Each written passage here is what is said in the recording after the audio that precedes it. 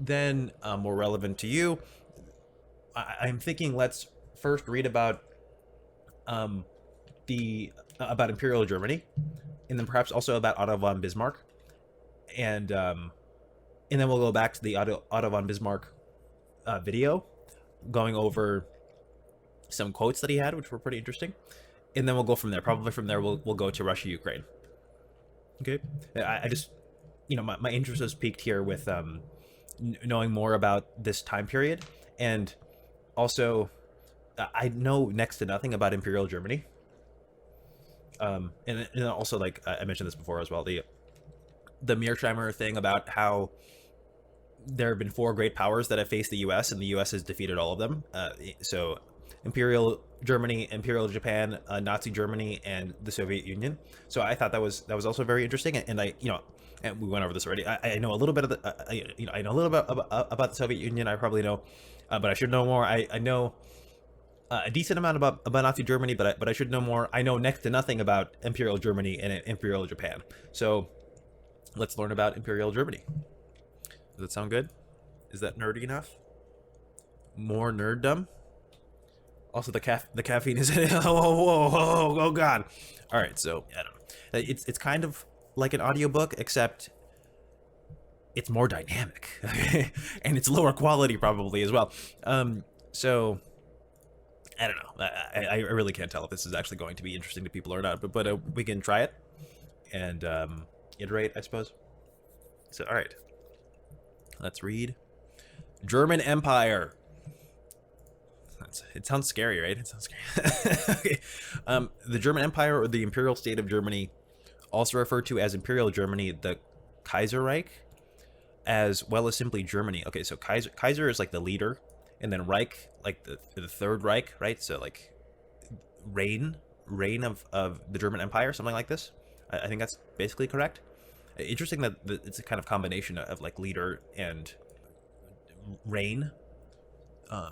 Something like this. Okay, so as well as simply Germany was the period of the German Reich from the unification of Germany in 1871 until the November Revolution in 1918, when the German Reich changed its form of government from a monarchy to a republic. Okay, so Imperial Germany was a monarchy, it seems like. Okay, that makes sense, but just clarifying. German Reich, let's look at this real quick. German Reich was the constitutional name for the German nation state that existed from 1871. Oh, I never knew this. I knew about the Third Reich stuff, of course, but I had heard of that, right? But I didn't know exactly what that meant. Besides, the third iteration of that thing, but I just assumed that was some sort of like placeholder for German Empire, But actually, it has a specific definition. So here, German Reich was the constitutional name for the German nation state that existed from 1871 to 1945. The Reich became understood as deriving its authority and sovereignty entirely from a continuing unitary German, quote, national people with that authority. And so this, God, history is so interesting. Oh my god. Oh my god. Also caffeine. It helps. Okay, let's just look at this very quickly. I don't want to. Okay. German Empire, then Weimar. Oh, the Weimar Republic. Oh, that's why Third Reich. Okay, is that right? Okay. Oh, yeah, that does make sense. Whoa, this is so interesting. Okay. Fuck. Okay, sorry. Maybe we will read this as well. Wow. I need to learn more history. I need to learn more about the Soviet Union. I need to there's probably other stuff too. Okay, but let's start here. All right. German Reich, pronounced Reich. Is that okay, whatever. Was the constitutional name for the German nation state that existed from 1871 to 1945. The Reich became understood as deriving its authority and sovereignty entirely from a continuing unitary German, quote, national people, with that authority and sovereignty being exercised at any one time over a unitary German state territory with variable boundaries and extent. Okay, I'll stop saying the quote thing. I just want whatever. Although commonly translated as German Empire, the word Reich here better translates as realm. I think I said reign. It's related, but not exactly the same thing. Translates as realm or territorial reach, in that the term does not in itself have monarchical connotations. Okay. Okay, so Reich basically means realm, third realm, or territorial reach. Okay. Reign is pretty close, but it's more time related rather than space related, like spatial territory. Right? So, okay, the Federal Republic of Germany asserted following its establishment in 19. Oh boy, oh boy. All right, never mind. My dog is complaining. Okay, 1 second. Oh boy.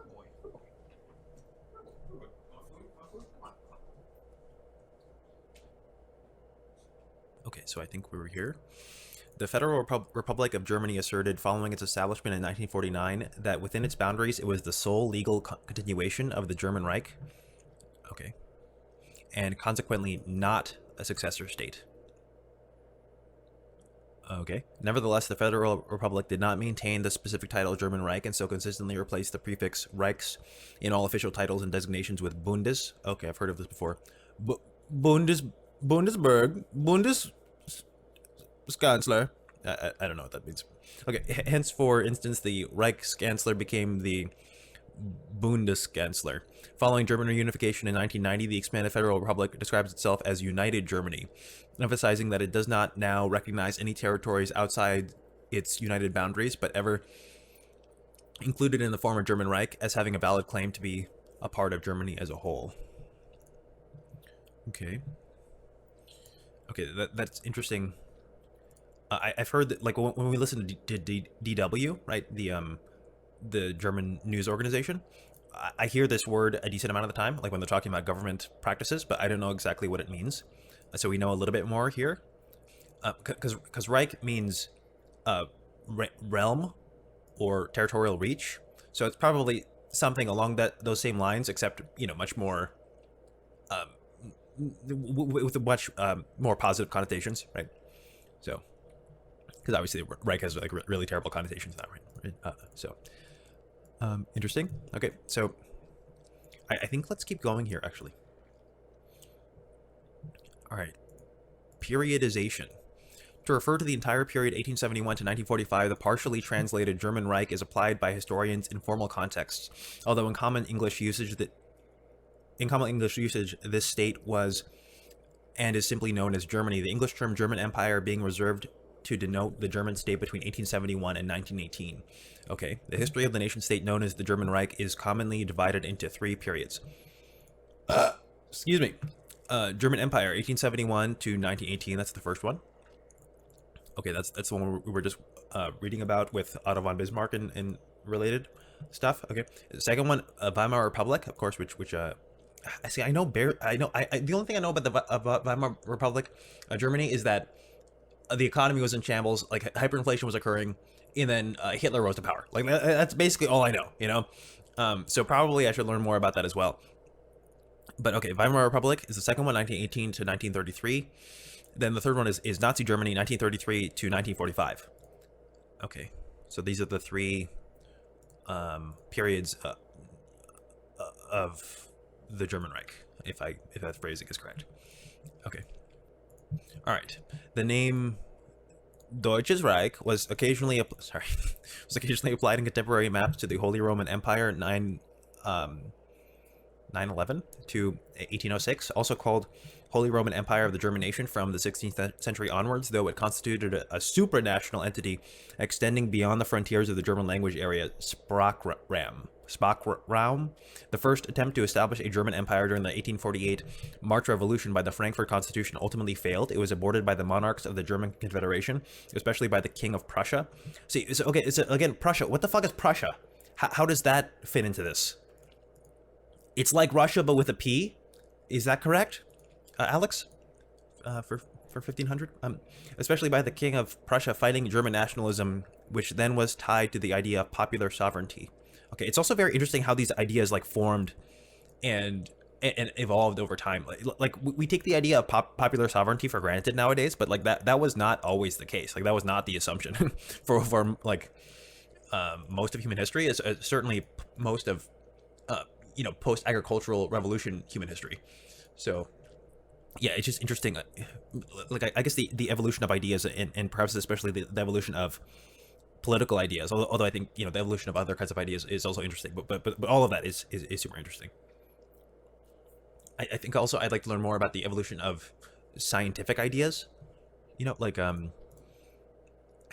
how do we first think about things like reason and logic and probability? I know a little bit about this, but not that much. So more to learn there. Okay, but moving on for now. Okay, popular sovereignty. A 1923 book entitled Das Dritte Reich by Arthur Moiler van den Broek counted the medieval Holy Roman Empire as the first, and the 1871 to 1918 monarchy as the second, which was then to be followed by a reinvigorated third one. Okay. Is this the inspiration for the Third Reich terminology from the Nazis? That's what it seems like. The Nazi regime has often been called the Third Reich. This usage was sometimes contemporaneous, but mostly retrospective and applied by non-Germans. Oh, okay. Oh. Okay, so actually, apparently this wasn't really used contemporaneously. So at the time, right? So, but mostly retrospective and applied by non-Germans. Interesting. Okay. Following the Anschluss annexation of Austria in 1938, Nazi Germany informally named itself the Greater German Reich. This word in Germany, in German, sorry. This name was made the official state name only during the last 2 years, 1943 to 45, of Nazi rule under Adolf Hitler, although the change was never proclaimed. After World War II, the denotation German Reich quickly fell into disuse in Allied-occupied Germany. However, and the state's continued existence remained a matter of debate. The post-war Weimar Republic maintained the continued existence of the German Reich as an overall state, but... What? I gave you food already. What do you want from me? BRB again. Why you're so needy? Stop. Why do you need? You need so many things.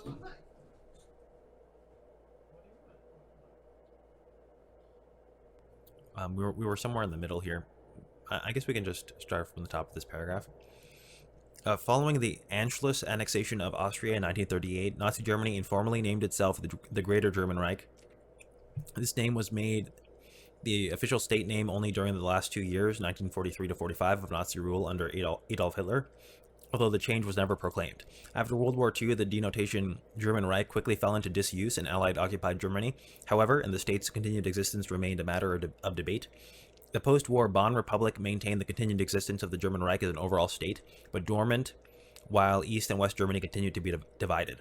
Nevertheless, when Germany was reunited in 1990, the term German Reich was not revived as a title for the Berlin Republic. Sorry for the mouth sounds. I just had nicotine, so I'm producing more saliva now. So sorry if it sounds gross. Okay. The Federal Republic does not apply the term Third Reich to Nazi Germany, as the Hitler regime is considered to have been a criminal state. Verbrecherstaat, a criminal enterprise masquerading as a state, and hence never, in any respect, a legitimate state organization of the German Reich. Okay. Okay, the Federal Republic of Germany is what Germany is now called. Okay.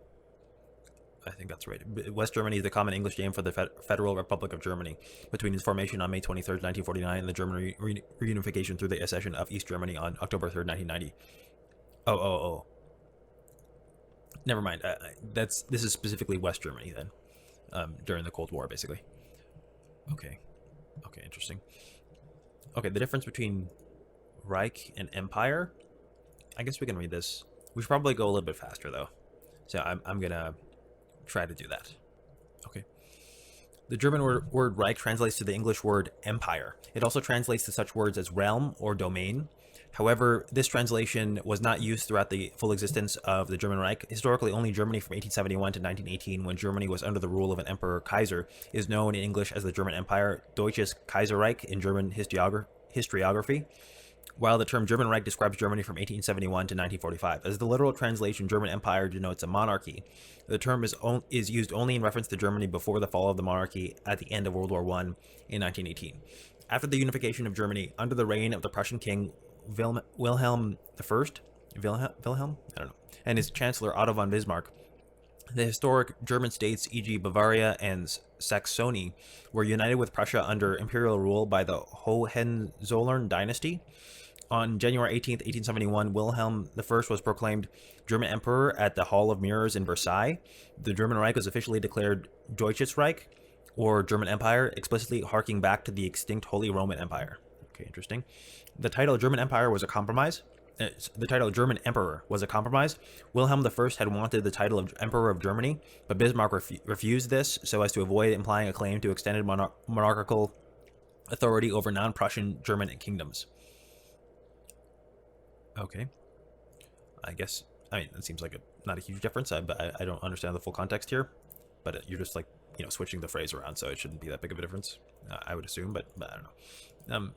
On April 14th, 1871, the Reichstag Parliament passed the Constitution of the German Empire, Verfassung des Deutschen Reiches, which was published two days later. However, originating from the North German Confederation, the empire never comprised all German lands, as it excluded Luxembourg and those Cisleithanian crown lands of Austria-Hungary, which had been part of the former German Confederation until 1865. Moreover, it included the whole of the Kingdom of Prussia, the eastern parts of which had never been included in historic German lands. The unification under Prussian leadership manifested Bismarck's Lesser Germany solution of the German question after the Austro-Prussian War of 1866, realized with the support of his national liberal allies. On the other hand, the German Reich of 1871 comprised extended Prussian territories with large non-German sections of the population like Posen, West Prussia, or Schleswig, and also territories with predominantly German populations which had never been constitutionally German, such as East Prussia. What the fuck is Prussia? East Prussia was the What a great flag. Wow, beautiful. So creative. Was a province of the Kingdom of Prussia, and again, from following World War I, formed part of Free State of Prussia. Its capital city. Okay, what's the main part of the region along the southeastern Baltics? So something to do with the Baltics. We can look it up later what exactly Prussia is, but it seems like something to do with the Baltics. Okay. All right. Bismarck was otherwise unable, however, to avoid the term German Reich acquiring connotations from the English term Empire or the Dutch term Reich in the context of German colonial expansion during the New Imperialism period.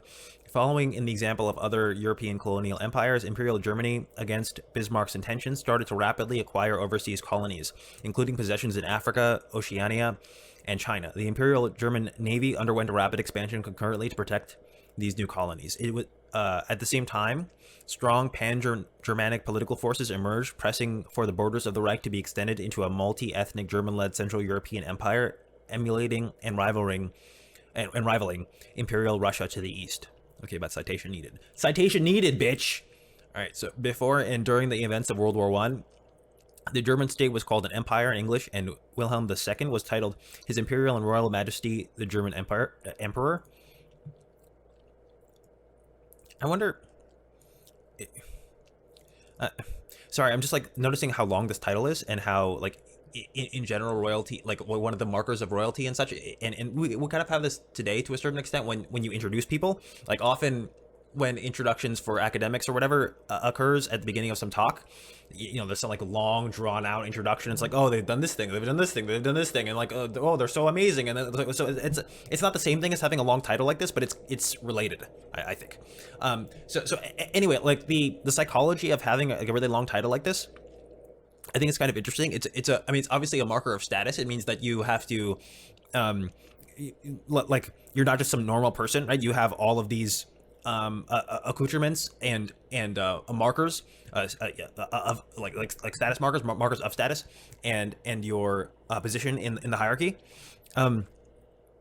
It's very ape-like if you think about it, right? Like it's like I big ape, I strong, I have long name because so good ape. Ooh, ooh, ooh, ooh.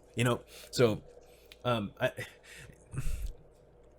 okay, perhaps we should move on, but I think it's just interesting how like basic more or less innate psychological responses in sorry, let me try that again.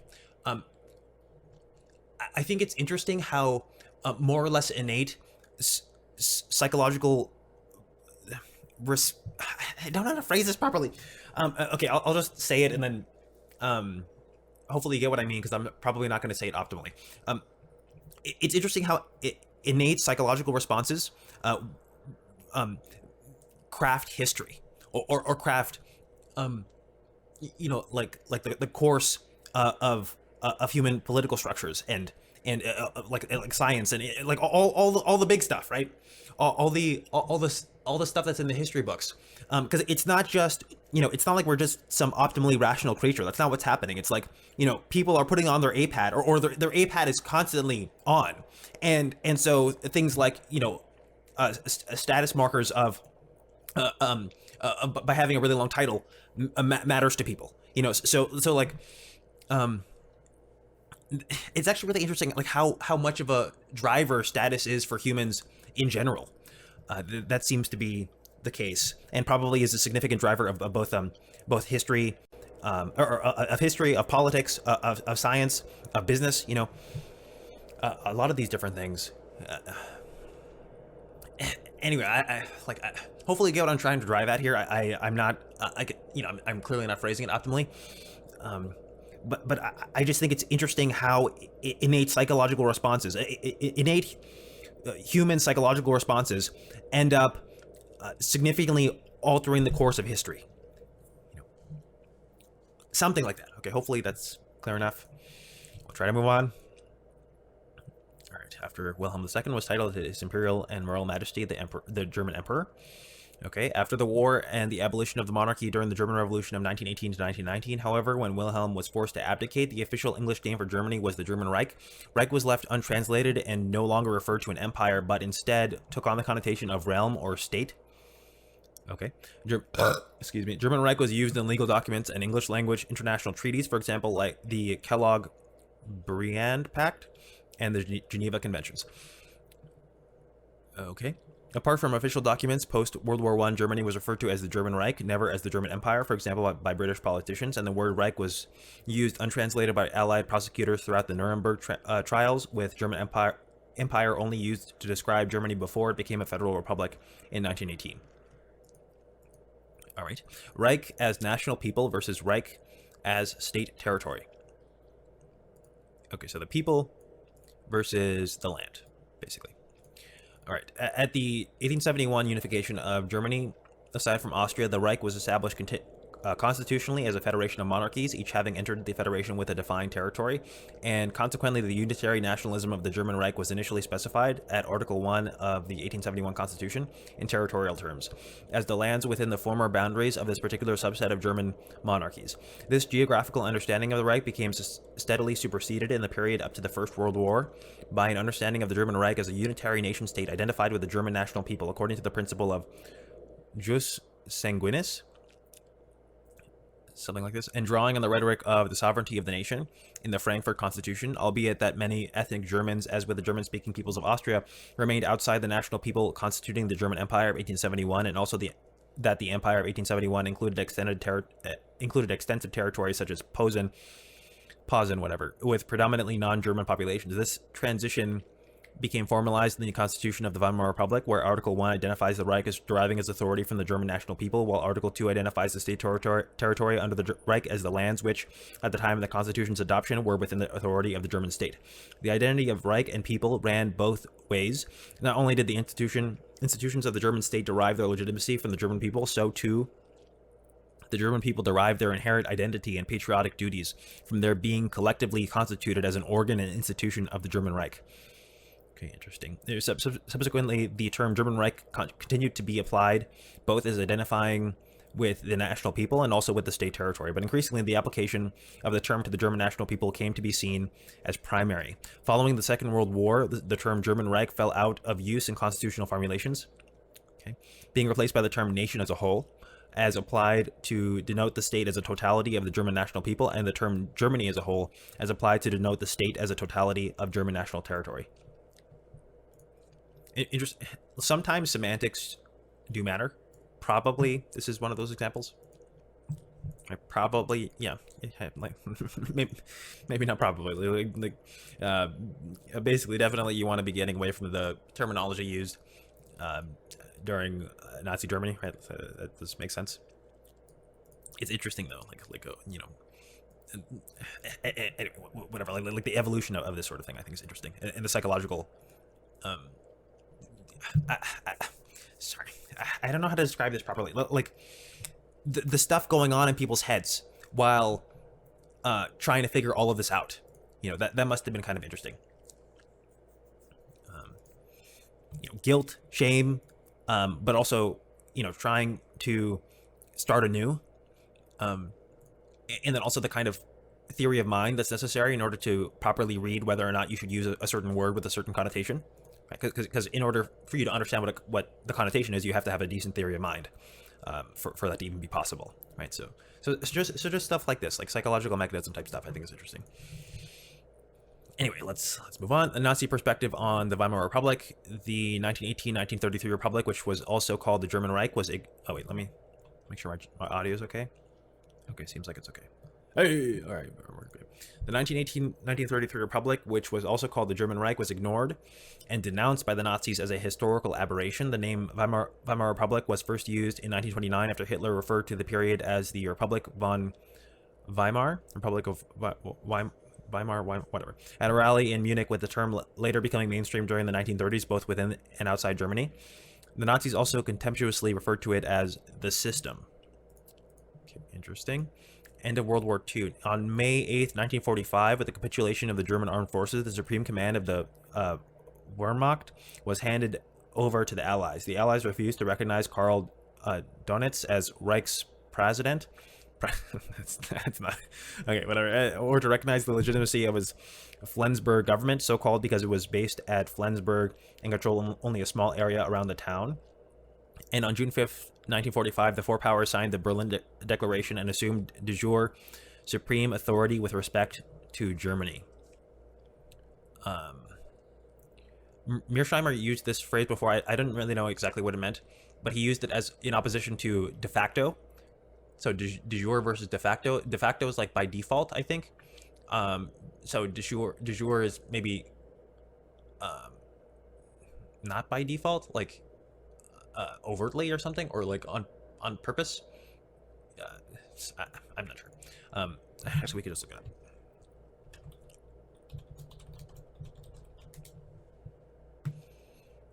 According to rightful entitlement or claim, by right, denoting something or someone that is rightfully such. Rightful entitlement or claim, by right. Okay. And de facto is in fact or in effect, whether by right or not. Oh, that's why. All right. Denoting someone or something that is such in fact.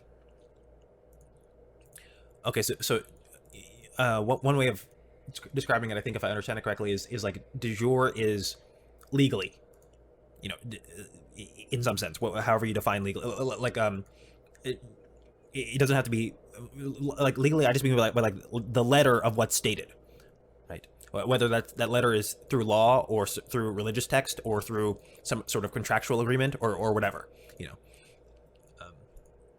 But there's actually a claim there, a rightful claim, whereas de facto they're it's in effect whether by right or not. Legally or not, so to speak. Okay, I think that makes sense. De facto, de jure. Let's go back to according to rightful entitlement or claim by right. Okay. So, an assumed de jure supreme authority with respect to Germany. The declaration asserted the complete legal extinction of the Third Reich following death of Adolf Hitler on April 30th, 1945, but the continued subsequent existence of a German people and German national territory, although subject to the four signatory powers, also asserting their authority to determine the future boundaries of Germany. At the Potsdam Conference, Allied occupied Germany was defined as comprising Germany as a whole, and was divided into British, French, American, and Soviet occupation zones. Interesting. Well, while the Allied powers exercised the state authority assumed by the Berlin Declaration in transferring the former eastern territories of the German Reich east of the Oder-Neisse line to the Republic of Poland and the Soviet Union. This was like pretty long ago, but not super long ago. Super long ago.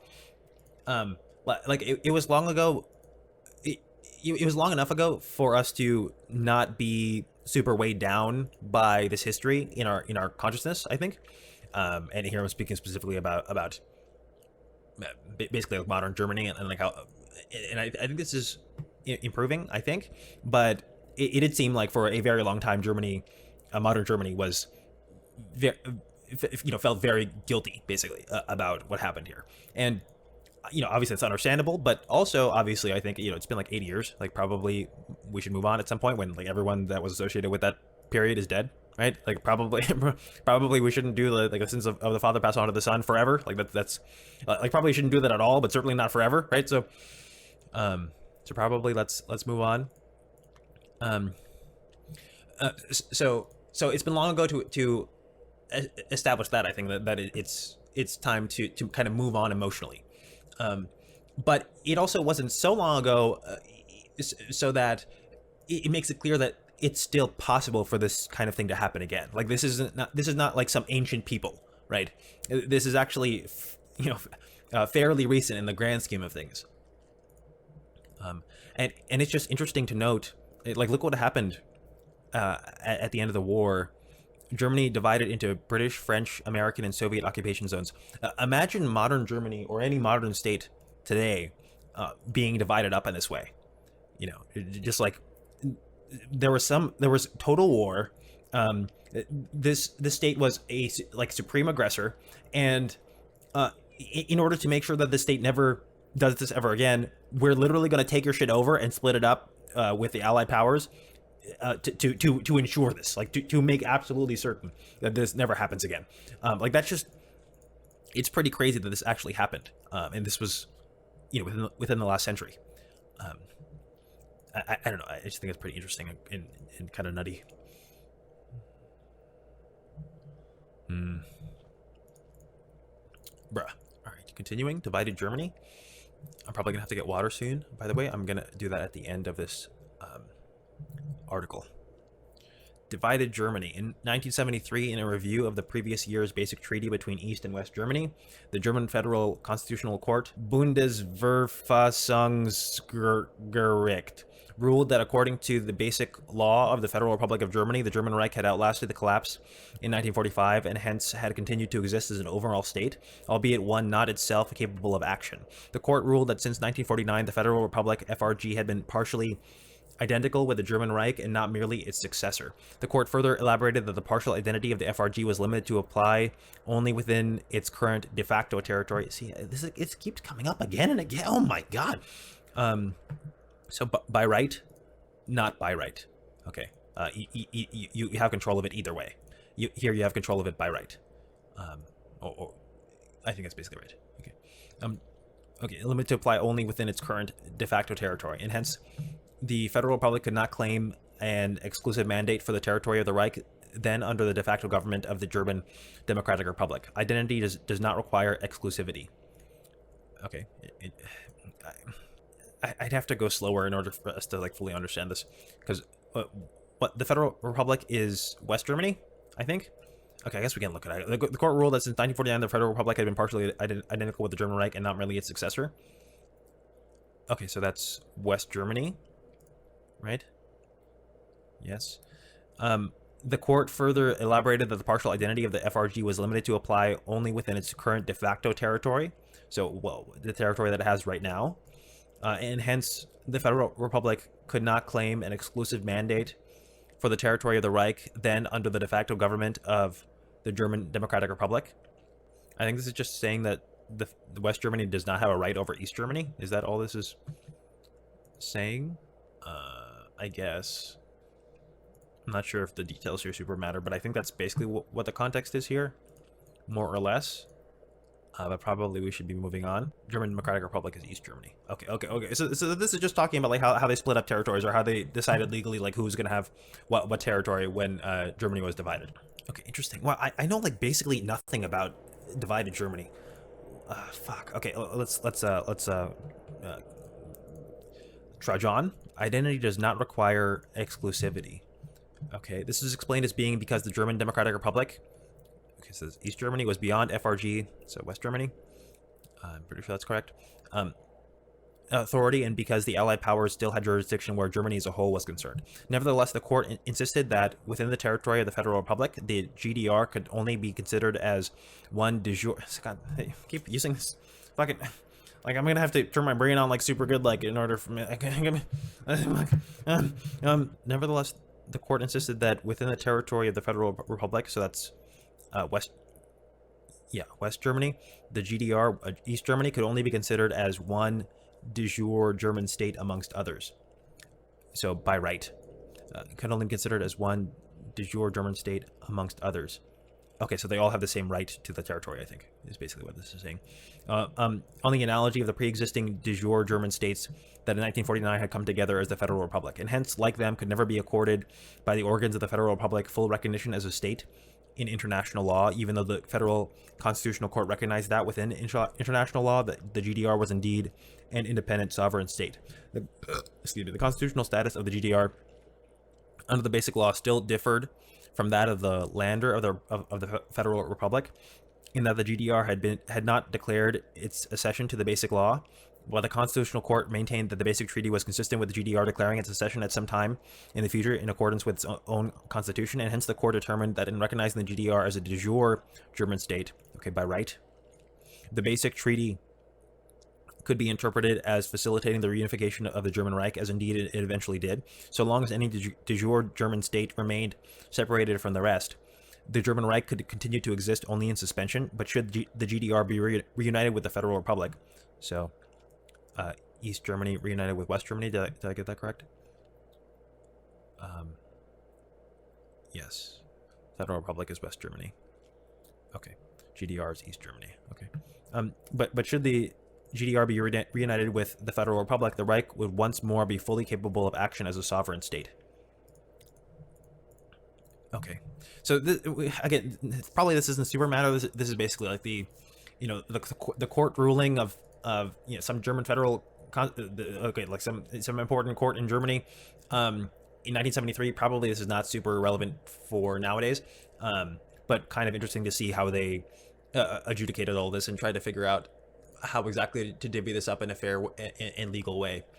So kind of interesting. Probably it's not worth super parsing this though. I think we understand more or less at a high level. I need more.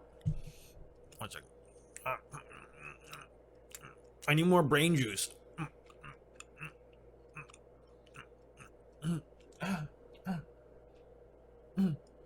My brain. Yeah, I think the implications here are not super relevant today, so it doesn't really matter that much, probably. But we'll continue on. In Article 6 of the contracting parties, in Article 6, the contracting parties agree that they shall base themselves on the principle that the sovereign power of each of the two states be confined to its state territory, and that they will respect the independence and autonomy of each of the two states in domestic and foreign affairs. This agreement, too, is compatible with the Basic Law only if interpreted to the effect that for the Federal Republic of Germany, the basis... Okay, that's West Germany? Yes. The basis of this treaty is the continued existence of Germany, which is according to the Basic Law to be recognized as a state, albeit not organized and therefore not capable of action, and that accordingly the mutual restriction of sovereign power to the territory of the state and respect for the independence and autonomy of each of the two states in domestic and foreign affairs has its reference to the special situation in which both states find themselves vis-a-vis each other as substates of Germany as a whole. So okay, this was a lot of like legal mumbo jumbo, like not really, but like we had to parse some legal stuff in order to fully understand this. But I think the TLDR conclusion here is just this is how they made it so that legally East Germany and West Germany could coexist peacefully. Like it wasn't the case that West Germany was the like had rights over the territory of East Germany. So I think this is just how they situated that legally so that things could be peaceful and such. And then also, not super relevant to today. So moving on, after 1973, however, the claimed identity of the Federal Republic with the German Reich was not recognized by most other countries of the world. Okay, interesting. The Soviet Union, the three Western allies, and most other Western countries regarded the German Reich as still being one nation, not synonymous with either the West or East German state, but rather the two states in collective. Other countries tended to regard the German Reich as having been divided into two distinct states in international law and accordingly accorded. Got to make sure to accordingly accord. Both states full diplomatic recognition. As of 1974, East Germany's official stance was that the GDR was a new state that is German in nature, a successor of the German Empire, and that there were then two German states that were different nations. Okay, so basically a lot of just like legal stuff about how the split between East and West Germany was navigated. Okay, but it's probably not super relevant. So moving on, Reunified Germany. Okay, we'll just finish this. When the treaty on the final settlement with respect to Germany between, what a great title, wow, so innovative, between Germany and the wartime allies was signed on September 12th, 1990, there was no mention of the term Deutsches Reich. However, the allies paraphrased the international legal personality of Germany as Germany as a whole in the English version of the text. Instead, the states of the Federal Republic of Germany, West Germany, FRG, and the German Democratic Republic, East Germany, GDR, agreed to be bound by certain conditions which they had to ratify, one of which was the recognizing the reunification of East Germany, West Germany, and Berlin as constituting the full achievement of a united Germany. On meeting these conditions under Article 7.2, the united Germany has accordingly full sovereignty over its internal and external affairs. Under Article 1 of the Treaty on Final Settlement, the new united Germany committed itself to renouncing any further territorial claims beyond the boundaries of East Germany, West Germany, and Berlin. The United Germany has no territorial claims whatsoever against other states and shall not assert any in the future. Furthermore, so this is like, okay, we're reconstituting Germany, but we still want to make sure that, World War II never happens again, basically, okay? So I think that's more or less what's going on there. Furthermore, the basic law of the Federal Republic was required to be amended to state explicitly that full German unification had now been achieved, such that the new German state comprised the entirety of Germany, and that all constitutional mechanisms should be removed by which any territories outside those boundaries could otherwise subsequently be admitted. These amendments being bound by treaty, not to be revoked. Article 23 of the Basic Law was repealed, closing off the possibility for any further states to apply for membership of the Federal Republic. Okay, well, Article 146 was amended to state explicitly that the territory of the newly unified republic comprised the entirety of the German people. This basic law, which since the achievement of the unity and freedom of Germany applies to the entire German people, shall cease to apply on the day on which a constitution freely adopted by the German people takes effect. Okay, whatever. This was confirmed in the 1990 rewording of the preamble. Germans have achieved the unity and freedom of Germany and free self-determination. This basic law thus applies to the entire German people. In place of the former Article 23, under which the former GDR had declared its accession to the Federal Republic, a new Article 23 embedded the accession. How do you say that? Accession? Accession? Neither. It has to be accession or accession. I'm not sure which. Maybe we could look it up after this. I'm not sure. Of the Federal Republic to the European Union within the basic law. Hence, with the subsequent accession of Poland to the EU, the constitutional bar on pursuing any claim to territories beyond the Oder-Neisse line was reinforced. Insofar as the German Reich may be claimed to continue in existence as Germany as a whole, the former eastern territories of Germany and Poland or Russia, and the western territories such as the eastern cantons or Alsace-Lothringen are now definitively and permanently excluded from ever again being united within this Reich under the Basic Law.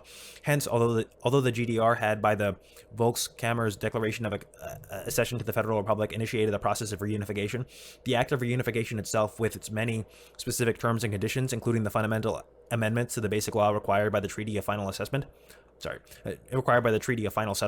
was achieved constitutionally by the subsequent Unification Treaty of August 31st, 1990. That is, through a binding agreement between the former GDR and the Federal Republic, now recognizing each other as separate sovereign states in international law. This treaty was then voted into effect by both the Volkskammer and the Bundestag. That's what I hear on DW. Bundestag. Quickly, is the German Federal Parliament. Okay, that makes sense. It's like Congress. Okay. It is the only federal representative body that is directly elected by the German people. It is comparable to the United States House of Representatives. Okay. Or the House of Commons of the United Kingdom. Okay. Thank you, Wikipedia. That is so useful. Thank you. Yes. Yes. Exactly. Yes. Okay. Okay. Do they have a Senate as well?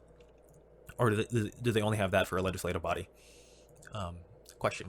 I don't know the answer, but let's keep going for now. Voted into effect by both the Volkskammer and the Bundestag, the East Germany basically and West Germany, by the constitutionally required 2/3 majorities, affecting on the one hand the extinction of the GDR, and on the other the agreed amendments to the Basic Law of the Federal Republic. Hence, although the GDR had nominally declared its accession, the Federal Republic under under Article 23 of the Basic Law, this did not imply its acceptance of the Basic Law as it then stood, but rather of the Basic Law as subsequently amended in line with the Unification Treaty and the Treaty of Final Settlement. These amendments had the effect of removing all those clauses by which the Federal Constitutional Court had formerly maintained the identity of the Federal Republic with the historic German Reich, specifically including the very Article 23 that had provided the basis for the Volkskammer's declaration of accession, whatever. So a bunch of legal mumbo jumbo dumbo. Okay, whatever. Okay, they combine, and then also German Empire. No more. Okay, no Nazi. No more. No Nazi. Okay, no more Empire. Okay, please, thank you. Okay, so that's a TLDR version of this entire article. You're welcome. All right. Let's look up how this is pronounced. Also, I'm gonna need water soon. Accession. Fuck. I said accession like a fucking dummy idiot. Fucking god. This is very clear actually. Accession. Like accept. Accept. Oh, I accept my idiocy. Fucking god damn. Okay, I said accession. That's fine. It's fine. I'm just gonna think about this for the next 10 days. It's fine. It's not a big deal. Okay, no. So that was cool. That was interesting. Maybe a little bit too much legalese at the end, but for the most part, quite interesting. So we know a little bit more about the term German Reich. All right. That's probably enough for now. Now we can go here. Oh my goodness. Oh, so many words. Oh my god. Oh my sweet Lord Jesus. Look at that stash. Oh my god. Sorry, that was too loud. Look at that stash. Oh my god. Holy. Is that not the same guy? Holy shit. They look so similar. What the fuck? Bismarck? William? I mean, I assume that was a different person. What the fuck? It's like they just have like a I can't think of the right word for this. Like a whole lineup of these dudes, you know? Like, okay. Anyway, sorry. I'm saying they look similar. Okay, that's all I'm trying to say. This is way too fucking long. There's no way we're gonna read all of this, but perhaps you could read the intro and then move on from there. I was saying we still wanted to look up or listen to the video with Otto von Bismarck's quotes. Those were pretty interesting, but I wanted a little bit more context first. And we got a little bit more context with the German Reich stuff, but let's get a little bit more context now specifically with Imperial Germany. Also, what the fuck is Prussia? I still don't know what the fuck Prussia is. Okay, let's look up what Prussia is. Come back, I'll get some water, and then we'll go back to German Empire, okay? Prussia. Oh, fuck, I didn't mean to do that.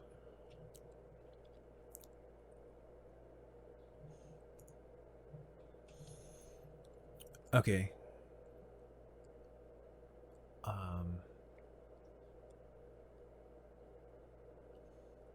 Okay.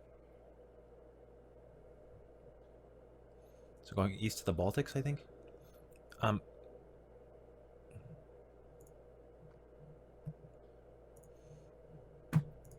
Okay, let's contrast with a modern map.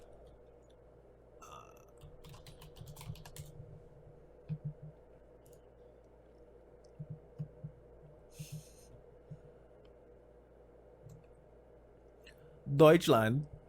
Okay, so Belgium, Netherlands. Okay. Right. Okay.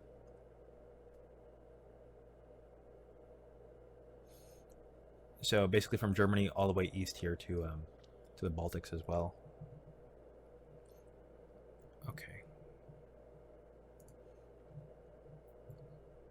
Yeah. I think that's right.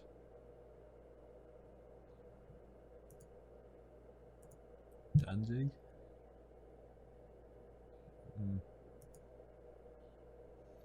Warsaw. Oh, no. Warsaw, that's in Poland. Yeah, so, okay, so it wasn't quite at the Baltics, I think. I don't know, geography's hard. Like, all right.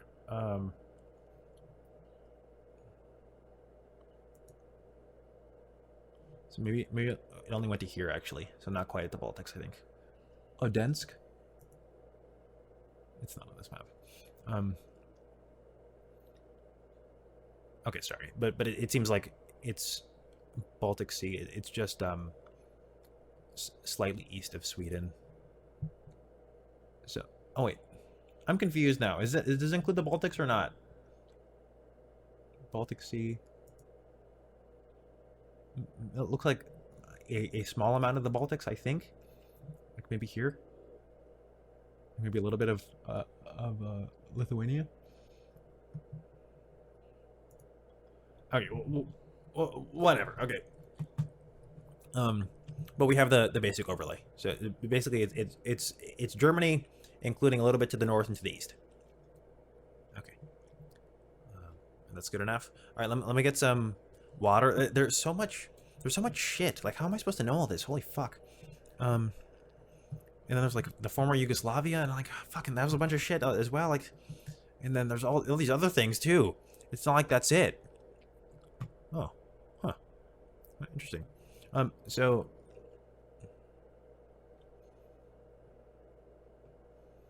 Okay. All right. Sorry. Let me get some water. I'll be right back. And then we're gonna go to this article. Nice. Very nice, yes.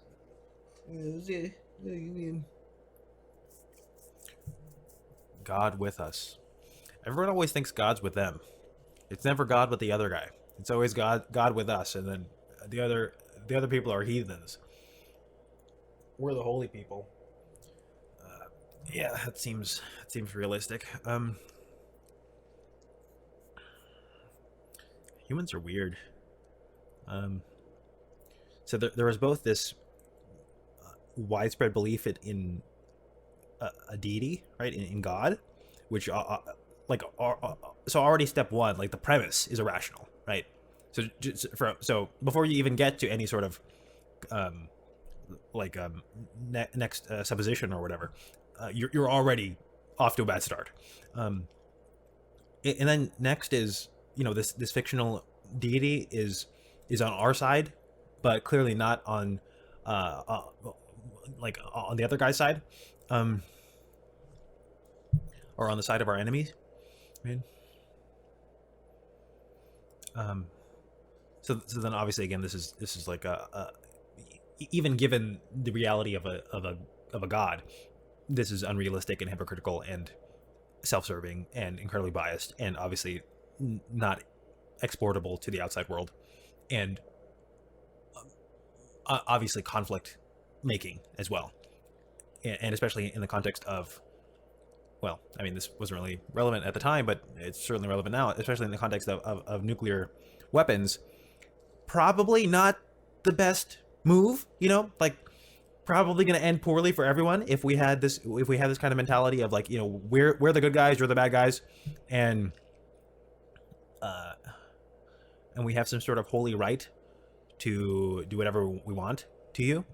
Like, that's probably not going to result. That's probably not going to end well in the long run. But okay, hopefully that's obvious to most people nowadays. So let's learn a little bit more about the German Empire. What the fuck happened here? Pre Nazi Germany and pre Weimar Republic. Okay, let's begin. The German Empire, or the Imperial State of Germany, also referred to as Imperial Germany, the Kaiser Reich, as well as simply Germany, was the period of the German Reich from the unification of Germany in 1871 until the November Revolution in 1918, when the German Reich changed its form of government from a monarchy to a republic. It was founded on January 18th, 1871, when the South German states, except for Austria, joined the North German Confederation, and the new constitution came into force on April 16th, changing the name of the federal state to the German Empire and introducing the title of German Emperor for Wilhelm I, King of Prussia from the House of Hohenzollern. Berlin remained its capital, and Otto von Bismarck, Minister President of Prussia, became Chancellor, the head of government. Okay. So German Emperor and then Chancellor. So there's both, which is kind of weird, but okay. As these events occurred, the Prussian-led North German Confederation and its southern German allies were still engaged in the Franco-Prussian War. I guess I assume this is France versus Prussia, right? Or Franco-German War, often referred to in France as the War of 1870. See, I know like basically nothing about this war. It was a conflict between the Second French Empire and the North German Confederation, led by the Kingdom of Prussia. Okay, about a year. Okay. The German Empire consisted of 26 states, each with their own nobility, 4 constituent kingdoms, 6 grand duchies, 5 duchies, 6 before 1876, 7 principalities, 3 free Hanseatic cities, and 1 imperial territory. While Prussia was one of 4 kingdoms in the realm, it contained about 2/3 of the empire's population and territory, and Prussian dominance had also been constitutionally established since the King of Prussia was also the German emperor. Oh. Okay, where does Chancellor come into this, though? So the German Emperor, which is King of Prussia. Okay, Prussia's like one state, but it's the major state, basically. And so the King of Prussia is also the German Emperor of the Emperor of the entire, or like the leader of the entire empire. But where does Chancellor fit in? Is that separate? Head of the federal government of Germany and the commander-in-chief of the German armed forces during wartime. Oh. Okay, so maybe it's just like a bit of a division of power, I guess. Okay, we could look more into that, but let's keep going here for now. After 1850, the states of Germany had rapidly become industrialized with particular strengths in coal, iron, and later steel, chemicals, and railways. In 1871, Germany had a population of 41 million people. By 1913, this had increased to 68 million. A heavily rural, collection of states. In 1815, the now united Germany became predominantly urban. The success of German industrialization manifested itself in 2 ways since the early 20th century. The German factories were larger and more modern than their British and French counterparts. Interesting. The dominance of German Empire in natural sciences, especially in physics and chemistry, was such that 1/3 of all Nobel Prizes went to German inventors and researchers. Interesting. During its 47 years of existence, the German Empire became the industrial, technological, and scientific giant of Europe, and by 1913, Germany was the largest economy in continental Europe and the 3rd largest in the world. Germany also became... Okay, so who were the top 2 at that time? In 1913? Was the U.S. number 1 already at that point?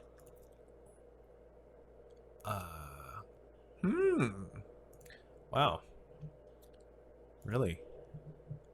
Interesting. Okay, so just quickly here.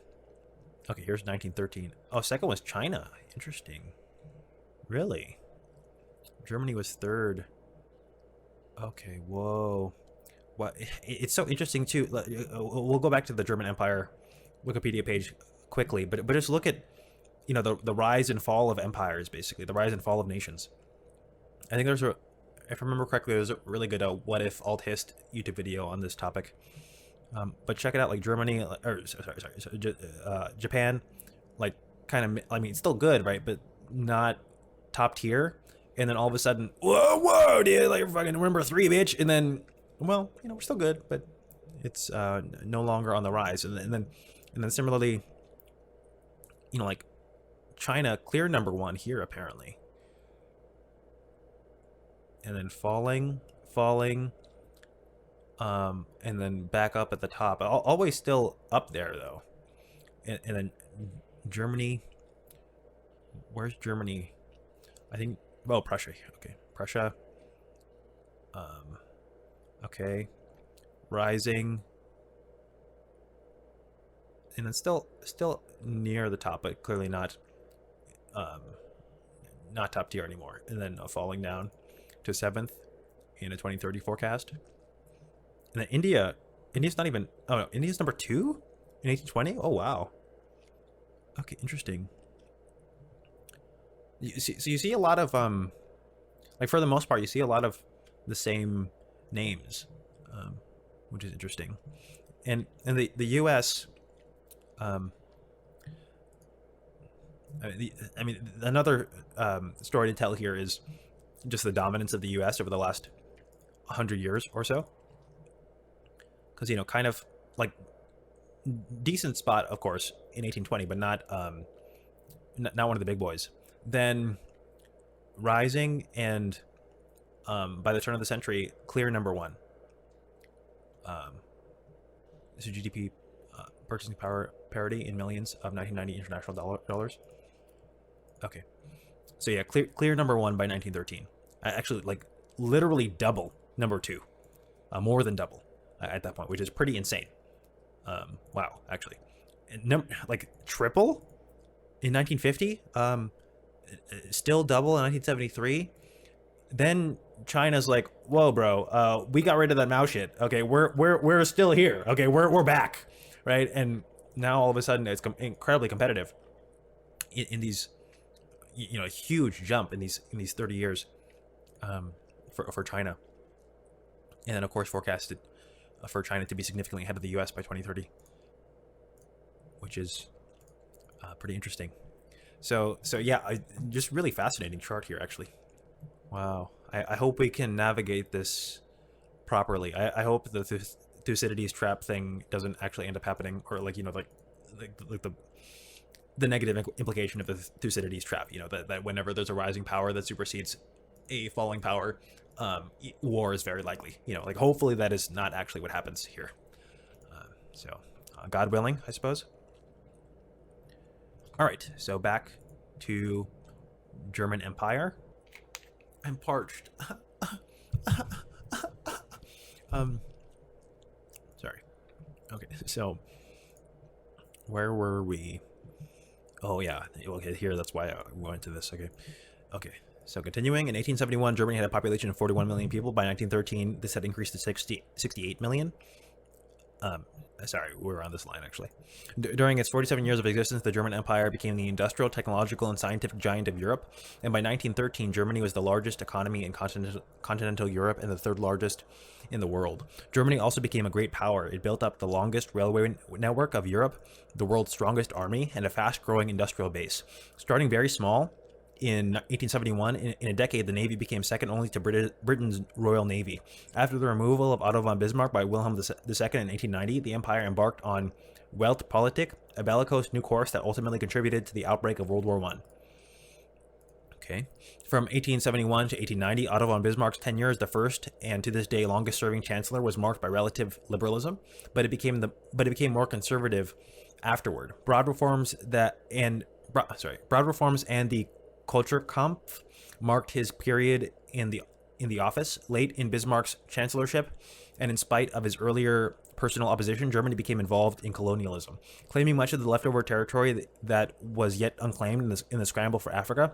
It managed to build the third largest colonial empire at the time, after the British and the French ones. As a colonial state, it sometimes clashed with the interests of other European powers, especially the British Empire. During its colonial expansion, the German Empire committed the Herero and Namaqua genocide. Okay, that sounds bad. What is this? Okay. The Herero and Namaqua genocide, or the Herero and Nama genocide, was a campaign of ethnic extermination and collective punishment waged by the German Empire against the Herero, Herero, the Nama, and the San in German Southwest Africa. Okay, it was the first genocide of the 20th century. Okay. That's horrible. God, this picture. I mean, like the chains, you know, and then look at this guy. like it, like it's funny, but it's not funny, you know. It's kind of. I can see why they picked this picture. It's extremely telling of the situation, you know. It looks very proud, doesn't he? So anyway, that's horrible. So okay, let's keep going. In addition, Bismarck's successors were incapable of maintaining their predecessors' complex, shifting, and overlapping alliances, which had kept Germany from being diplomatically isolated. Okay, so far it seemed like Bismarck was kind of good at his job. Okay, and it seems like his successors, not so much. This period was marked by various factors influencing the emperor's decisions, which were often perceived as contradictory or unpredictable by the public. In 1879, the German Empire consolidated the dual alliance with Austria-Hungary, followed by the triple alliance with Italy in 1882. It also retained strong diplomatic ties to the Ottoman Empire. When the Great Crisis of 1914 arrived, Italy left the alliance, and the Ottoman Empire formally allied with Germany. Allied, doesn't matter. Whatever. In the First World War, German plans to capture Paris quickly in the autumn of 1914 failed, and the war on the Western Front became a stalemate. The Allied naval blockade caused severe shortages of food. However, Imperial Germany had success on the Eastern Front. It occupied a large amount of territory to its east following the Treaty of Brest-Litovsk. The German declaration of unrestricted submarine warfare in early 1917 contributed to bringing the United States into the war. In October 1918, after the failed spring offensive, the German armies were in retreat. Allies Austria-Hungary and the Ottoman Empire had collapsed. Okay.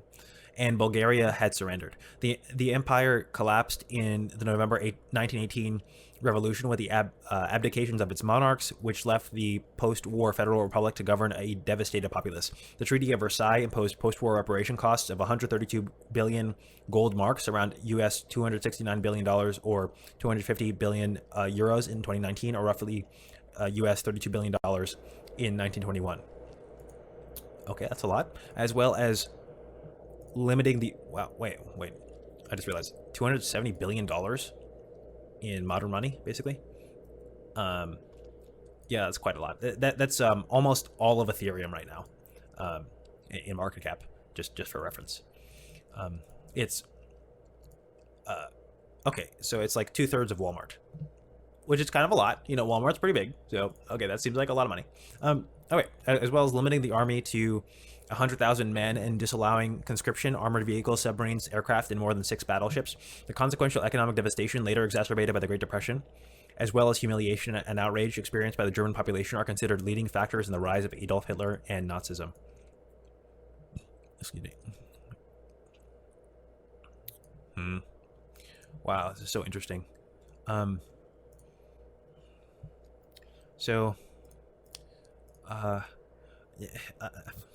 Again, we don't have like we don't have enough capacity to go down this line right now, but I wonder, you know, and certainly historians have thought about this. What were the lessons from the Treaty of Versailles? So, is it that you shouldn't be so strict on your like on your enemies, on your opponents in a war once they're defeated, and actually you should work to make them peaceful and friendly in future? So this means instead of like punishing them to a really strong extent, it means providing basically it means providing sorry about that. It basically means providing a lot more carrots rather than a lot more sticks. Is that correct? And is that basically what we did post World War II? You know, with the Marshall Plan. Is that right? I think that's basically right, but I only have a very high level understanding, so it would be interesting to get a little bit more detail there. Okay, this is interesting though. Also, this I mean, I want to learn more about Bismarck. He seems interesting. The stashes back then, my goodness. When are we bringing those back? Am I right? Am I right? By the way, I wish I could grow more substantial facial hair. You'll probably see it at some point, but it's not pretty. Like I think my facial hair look whatever. You probably don't care about this, but it probably looks optimal at you know, like a few days after shaving. After that, it just looks scraggly. But anyway, you don't give a fuck about that at all. So let's move on. Background. The history here of the German Empire. So the German Confederation had been created by an act of the Congress of Vienna on June 8th, 1815, as a result of the Napoleonic Wars, after being alluded to in Article 6 of the 1814 Treaty of Paris. The liberal revolutions of 1848 were crushed after the relations between the educated, well-off middle-class liberals and the urban artisans broke down. Interesting. The educated, well-off middle-class liberals, okay, and the urban artisans broke down. Okay, interesting. Interesting defining it that way. Okay. Otto von Bismarck's pragmatic realpolitik This, of course, is now a famous term in modernity. In modernity, which appealed to peasants as well as the traditional aristocracy, took its place. Bismarck sought to extend Hohenzollern hegemony throughout the German states. To do so meant unification of the German states and the exclusion of Prussia's main German rival, Austria, from the subsequent German Empire. He envisioned a conservative, Prussian-dominated Germany. The Second Schleswig War against Denmark in 1864, the Austro-Prussian War in 1866, and the Franco-Prussian War in 1870 to 1871 sparked a growing pan-German ideal and contributed to the formation of a German state. It's also interesting, like, the whole concept of a state, the whole concept of a nation, is actually fairly recent, right? Like, it's another one of those things that we take for granted today as just a default thing, but actually it's only like a couple hundred years old, which is kind of crazy. Bruh. Okay. The German Confederation ended as a result of the Austro-Prussian War of 1866 between the constituent confederation entities of the Austrian Empire and its allies on one side and Prussia and its allies on the other. The war resulted in the partial replacement of the Confederation in 1867 by a North German Confederation comprising the 22 states north of the River Main. The patriotic fervor generated by the Franco-Prussian War overwhelmed the remaining opposition to a unified Germany aside from Austria and the 4 states south of the Main, and during November 1870, they joined the North German Confederation by treaty. Okay, blah, blah, blah. Versailles, this word, like siege of Paris, these French related terms are come up often in this context. I don't like I only know about some of them. So Palace of Versailles, I don't really know what that is. I mean, I assume it's a palace in Versailles, but what exactly is the relevance here? I don't know. It looks nice.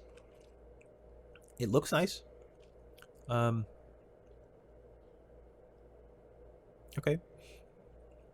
Siege of Paris. Okay, I've heard of that, I think, but I don't really know exactly what that is. More. There's so much. There's so many things. And of course, the Treaty of Versailles as well.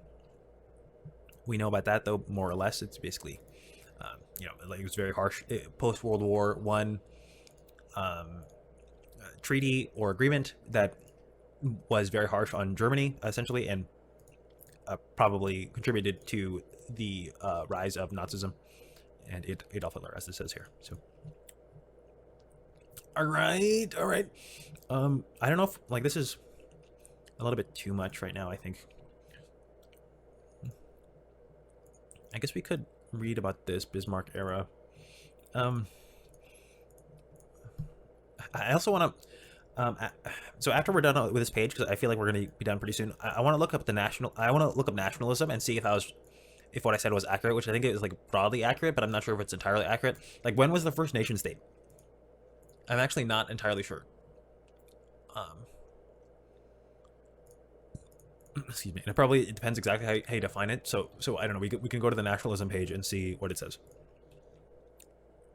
But here for now, Bismarck era.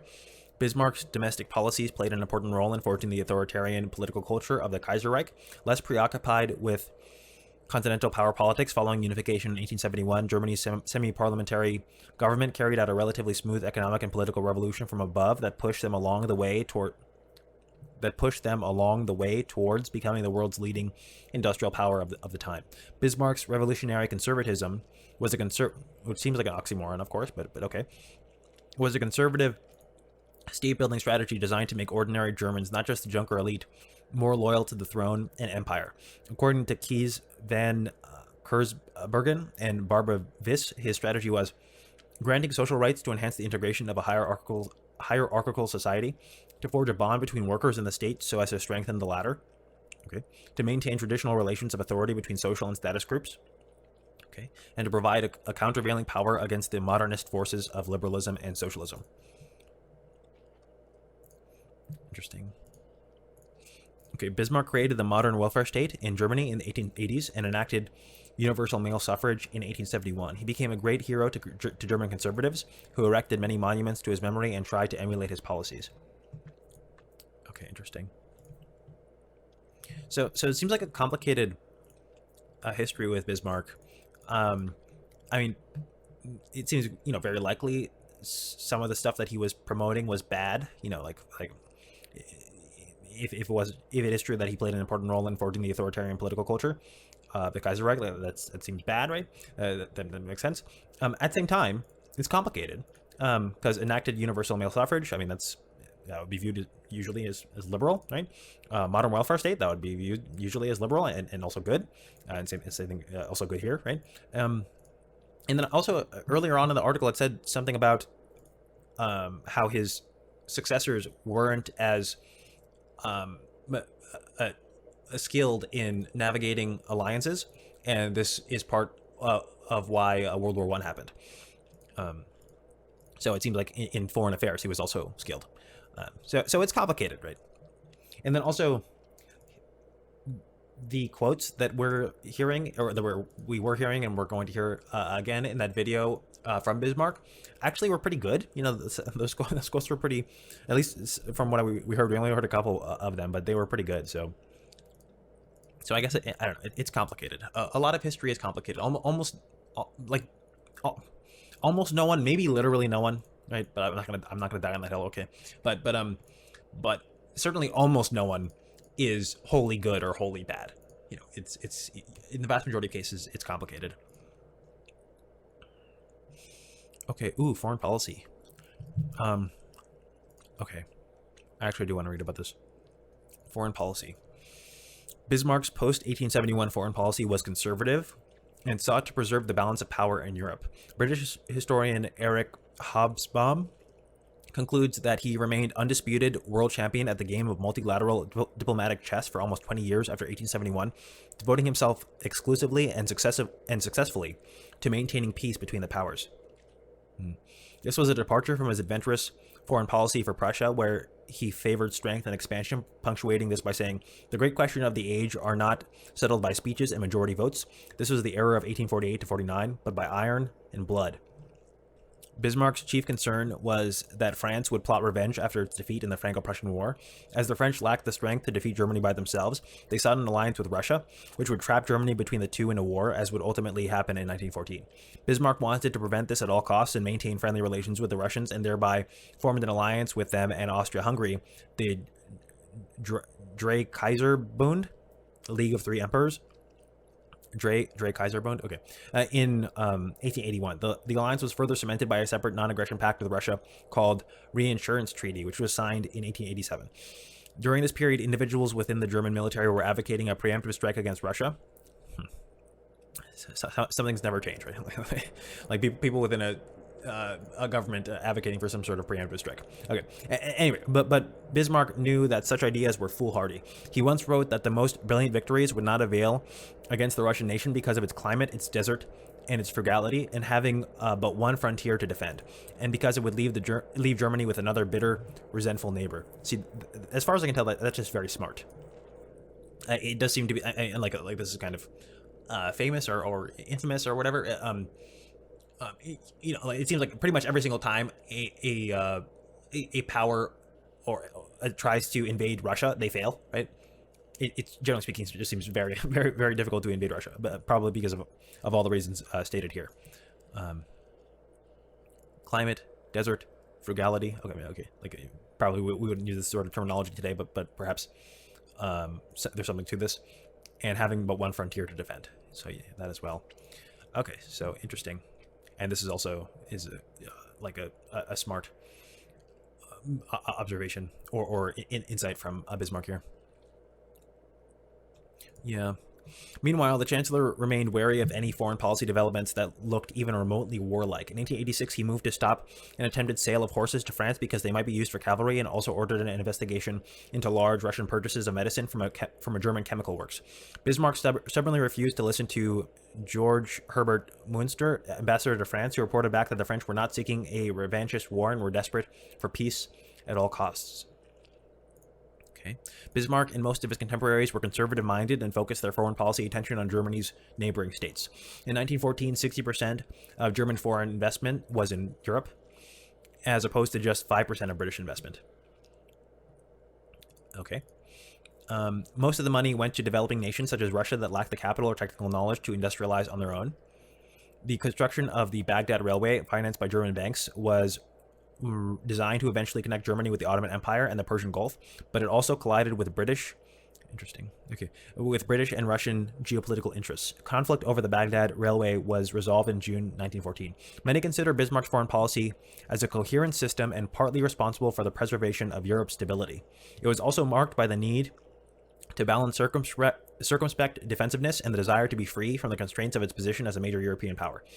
Bismarck's successors did not pursue his foreign policy legacy. For instance, Kaiser Wilhelm II, who dismissed the Chancellor in 1890, let the treaty with Russia lapse in favor of Germany's alliance with Austria, which finally led to a stronger coalition building between Russia and France, which is exactly what Bismarck feared. So Wilhelm II, you done fucked up real good, like, okay, you bad person. Okay, sorry. This is pretty interesting, though. Okay, partly responsible for the preservation of Europe. Is also marked by the need to balance circumspect defensiveness and the desire to be free from the constraints of its position as a major European power. Perhaps this says something about intergenerational knowledge transfer. Perhaps this also says something about the difficulty of maintaining a coherent strategy for decades. Probably this would be the case for any entity, whether a single person or an organization, but this seems especially true for a state.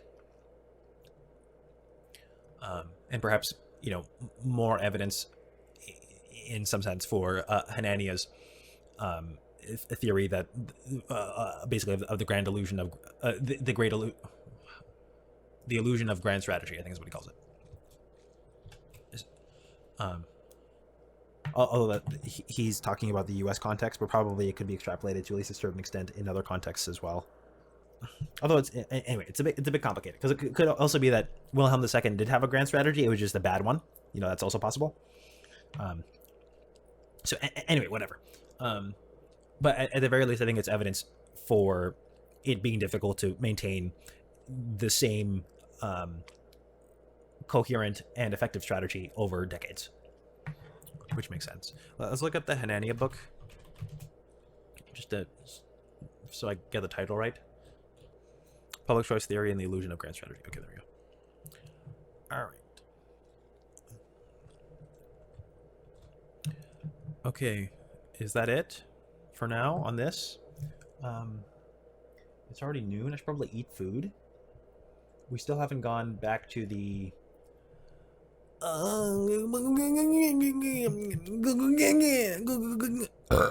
excuse me. So,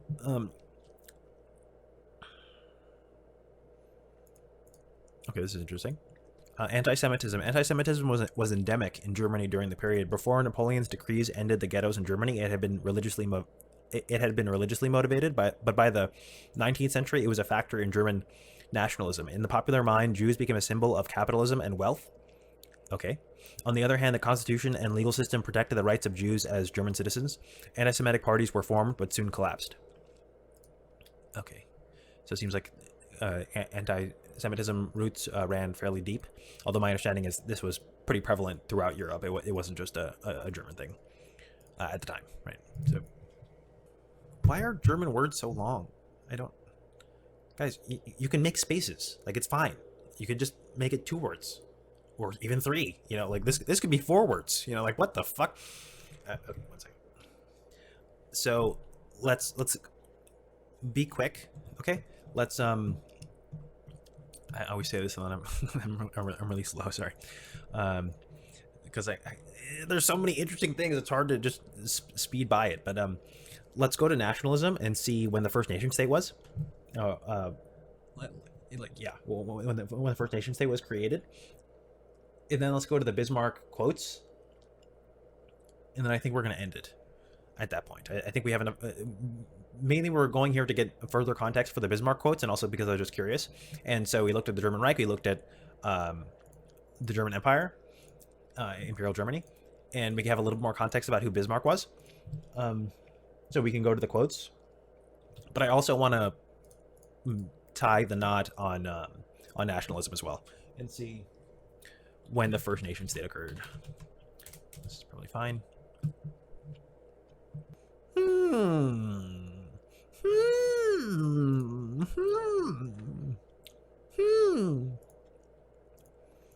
Okay.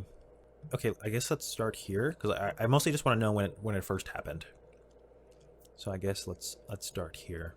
The consensus among scholars is that nations are socially constructed and historically contingent. So I think another way of saying this is that it's path dependent. Another way of saying it is just it depends on what happened before. Yeah. Okay. Throughout history, people have had an attachment to their kin group and traditions, territorial authorities, and their homeland, but nationalism did not become a prominent ideology until the end of the 18th century. Okay. So basically around the founding of the U.S. actually, interestingly. So what was the first modern nation state? We could probably just look that up. The first modern nation states were Spain, England, and France, and they emerged as nation states during the 15th century. Ah! They subsequently became the central actors in the European domination of the world, unfolding from the 16th through the 20th centuries. Interesting. Okay, so apparently these countries first. Spain, England, and France. During the 15th century? That's quite early, actually. It's much earlier than I expected. Okay. Interesting. Although apparently it only really became a prominent ideology in the late 1700s. Okay. All right, let's finish this out. But interesting. There are three prominent perspectives on nationalism: primordialism, perennialism, which reflects popular conceptions of nationalism but has largely fallen out of favor among academics. Okay. Proposes that there have always been nations and that nationalism is a natural phenomenon. Okay, yeah, that seems unlikely, at least if we define nation state or like nation or nationalism as we do in the modern context. Like maybe if you're just talking about like a kind of like family unit, essentially, like a kind of tribal structure. If that's a nation, then okay. But if it's, if we're talking about a modern state, then obviously it's quite different. But okay, ethno-symbolism explains nationalism as a dynamic evolutionary phenomenon and stresses the importance of symbols, myths, and traditions in the development of nations and nationalism. Modernization theory, which has superseded primordialism as the dominant explanation of nationalism, okay, adopts a constructivist approach and proposes that nationalism emerged due to processes of modernization, such as industrialization, urbanization, and mass education, which made national consciousness possible. Proponents of this latter theory describe nations as imagined communities and nationalism as an invented tradition in which shared sentiment provides a form of collective identity and binds individuals together in political solidarity. A nation's foundational story may be built around a combination of ethnic attributes, values, and principles, and may be closely connected to narratives of belonging. The moral value of nationalism, the relationship between nationalism and patriotism, and the compatibility of nationalism and cosmopolitanism are all subjects of philosophical debate. Fucking, I hate this. Okay. And, okay. Cosmopolitanism, okay. Nationalism can be combined with diverse political goals and ideologies such as conservatism, national conservatism, and right-wing populism, or socialism, left-wing nationalism. In practice, nationalism is seen as positive or negative depending on its ideology and outcomes. Nationalism has been a feature of movements for freedom and justice, has been associated with cultural revivals, and encourages pride in national achievements. It has also been used to legitimize racial, ethnic, and religious divisions, suppress or attack minorities, and undermine human rights and democratic traditions. Radical nationalism combined with racial hatred was a key factor in the Holocaust perpetrated by Nazi Germany. Interesting. Yes, ideas. Yes. Human systems. Yes. Yes, the nation state. Yes. Oh, Trumpism. Related. Yes. Okay, so I think that's good enough for now. So we did nationalism. Okay, interesting. So first nation state apparently in the 15th century, England, Spain, France. Yeah, 15th century. Who fucking knew that? I didn't. But apparently, it didn't really come to prominence until the 18th century, until the end of the 18th century. Okay, so around the time of the founding of the United States. Okay, and I guess that's it on nationalism. Let's go to Bismarck's quotes, I guess. Sorry, I'm just making sure my dog's okay. Good boy. Don't die on me, okay? Or if you do die on me, make it very painless, please. Thank you. Okay, sorry. So, I gotta pee. Otto von Bismarck. I have a giant mustache, and thus I must be good at foreign relations. Also, I'm Sean Connery. Oh, you don't wait. You don't look at that part of the screen. Okay.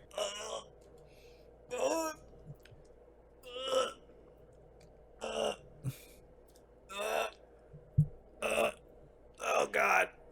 I'm birthing. I'm birthing. I wonder if any of this is going to be actually recorded properly. I'm birthing.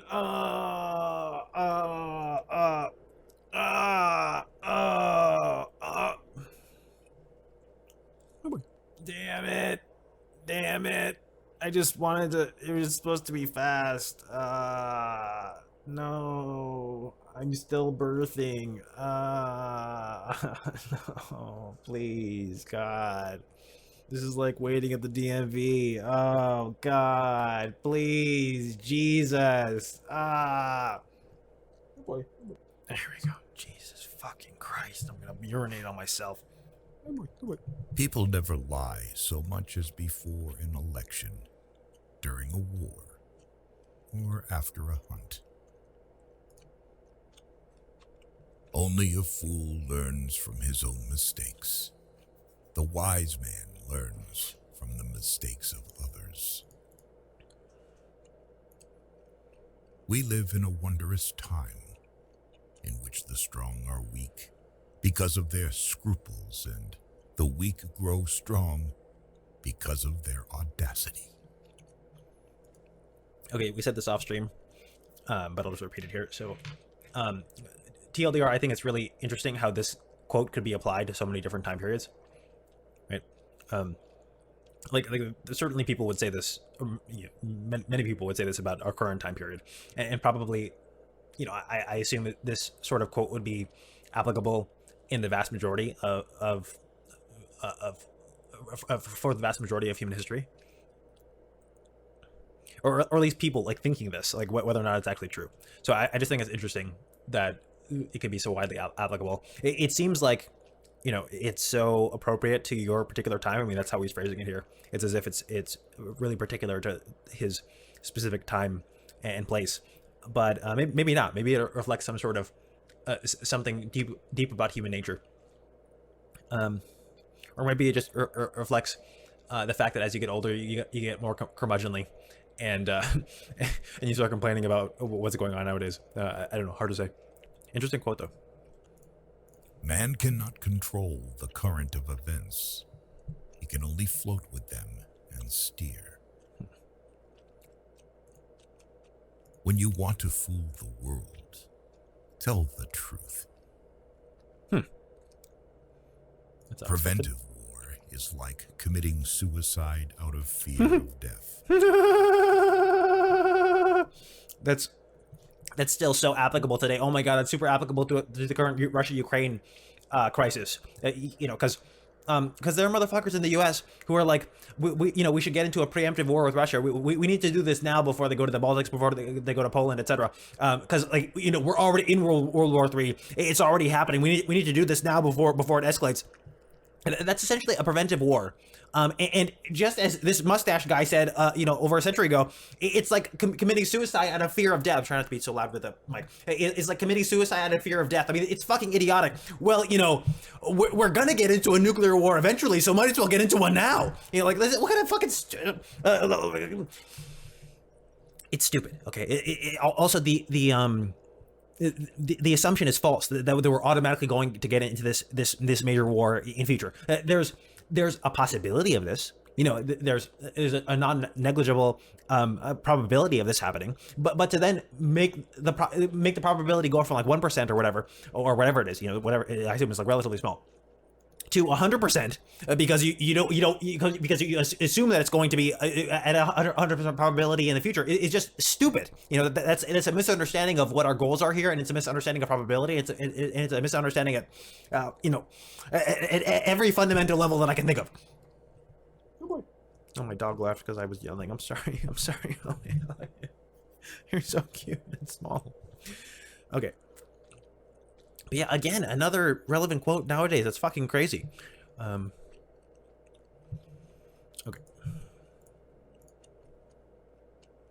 Laws are like sausages. It's better not to see them being made. It is the destiny of the weak to be devoured by the strong. Okay, this is not something that would be said out loud nowadays, right? In the vast majority of places, right? This is perhaps not so applicable to today, or at least it wouldn't, not in sorry, I have an eyelash on my eye, not in a not in polite company, right? So perhaps this one isn't so timeless. Interesting though. Hopefully we can evolve past this sort of thing, because if this actually is the truth, then we're kind of fucked, in a nuclear age, right? So, and then of course there are other threats, like for example, I mean, we talked about it before, like engineered pandemics, for example. There's going to be an increasing number of ways for us to kill lots of people. So hopefully the logic here in this quote does not end up coming true. Be polite. Write diplomatically. Even in a declaration of war, one observes the rules of politeness. Politics is the art of the possible, the attainable, the art of the next best. Never believe anything in politics until it has been officially denied.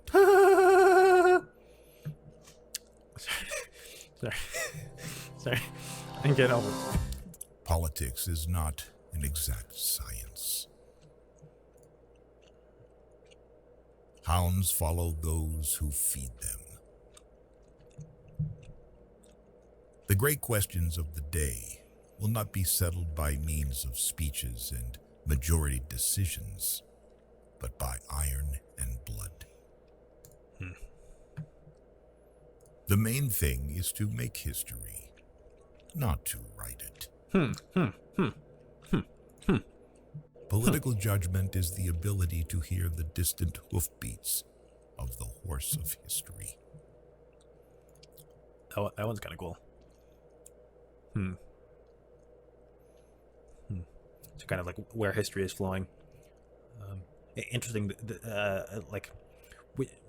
People wouldn't use this analogy today, probably because horses are just so much more distant from our everyday lives for the most part. Whereas back then, horses and horse travel and such was much more relevant. So it makes sense that this sort of analogy would come to mind for him. A conquering army on the border will not be stopped by eloquence. Life is like being at the dentist. Wait, what? You always Wait, they had dentists back then? What the fuck? I thought... Wait, really? Okay, we don't have time for this right now, and because I want to go eat and stuff, and also I'm getting a bit tired, but would be interesting at some point to look into the history of dentistry. Like, when did modern dentistry occur? And I guess the evolution of this, maybe not the most interesting topic, but still a little bit interesting. Like Bismarck had a dentist? What the fuck? Did they also have barbers? Probably. Did they also have doctors? Yeah. But did they also have social media? Got him. Fucking old people. Life is like being at the dentist. You always think that the worst is still to come, and yet it is over already. Bro, this guy's a deep thinker. What the fuck? That was some shit. That was pretty good. That is what happens to the dentist. What the this guy's mustache is powerful. Holy shit. What the fuck? What we learn from history is that no one learns from history. The life of a man is like a game of chess, which he plays according to his art. A rich society must care for the poor. Okay. Woe to the leader whose arguments at the end of a war are not as plausible as they were at the beginning. If you want to build socialism, choose a country that you don't care for. Hey, sorry, I have a tick. Fear makes you lazy, stupid, and powerless. Still true. Anyone who has ever... Although, but it's fun. but it's fun. But probably don't do it too much. Okay, I think that's yeah, that seems more or less accurate. Yeah, okay. Powerless. Interesting. Anyone who has ever looked into the glassy eyes of a soldier dying on the battlefield will think twice before starting a war. Freedom is a luxury that not everyone can afford. Probably a good reminder to hear this sort of thing. It's very easy to take it for granted in a rich country. So yeah, I guess. Yeah, it is nice. One and only one person must be responsible for every assigned task.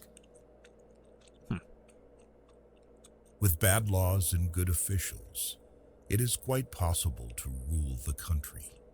But if the officials are bad, even the best laws will not help. That seems right. I'm not sure, but that seems right, and fairly profound as well. What the? This guy's brain's huge. Like, again, I'm not saying everything that he said was correct. Like, it wasn't. But I'm pretty sure about this. But he big brain though. Like, fuck, you know. Stupidity is a gift from God, but it should not be abused. Okay, that's kind of weird. I don't really know what he means there. Life has taught me a lot to forgive, but even more to seek forgiveness. True. The attitude of the state towards the teacher is a state policy that testifies either to the strength of the state or to its weakness. When the arguments end, the guns begin to speak. Strength is the last argument of a dullard. I was destined by nature to become a diplomat. Sorry. Poker. So, limp pre-flop, blind v blind. Checks to me on the flop. I bet half pot he calls. There were a lot of turns that we could barrel. We could barrel spades. We could barrel seven, like anything that gave us a gut shot. So I think that's a 7 or a 9. No, sorry. No, that's right. I think it's a 7 or a 9. So we get both here, which is nice. And I think with this double flush board, we can go very big. So I think let's go to X pot and try that. I'm pretty sure with double flush board you can go with this kind of sizing on the turn. Okay, Snowy thought that was correct. But now we're kind of in a spot now. We have 8 high, check called flop, check called turn. Hearts get there, which is unfortunate. Another 7 as well.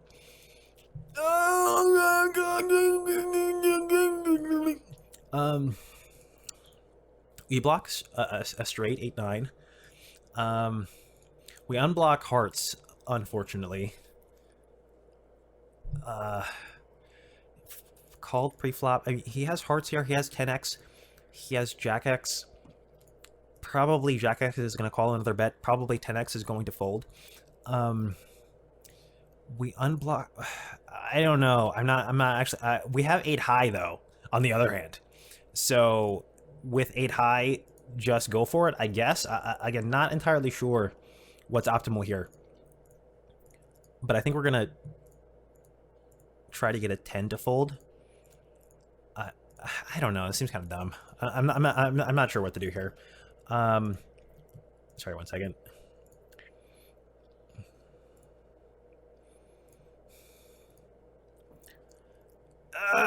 Probably we should check, but fuck that. Okay. Oh, he had hearts. He had ace king suited. Fuck. But Snowy actually thought that was correct. So that's interesting. So So Snowy thought our play was fine, but we actually got wrecked in the specific hand, which is fine. The important thing is to make sure that we made a good play in expectation, and apparently we did. So betting pot there as a bluff actually works. Okay, cool. Back to the video. I have to urinate so badly. It's just 5 minutes though. Okay. It's the last argument of a dullard. I was destined by nature to become a diplomat. I was born on the 1st of April. I thought he was going to be an arrogant fuck in this quote, but actually he was funny. Whoa, mustache man. Friendship between a man and a woman is very weak at nightfall. The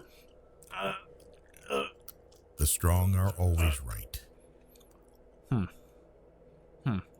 Never trust Russians, because Russians don't even trust themselves.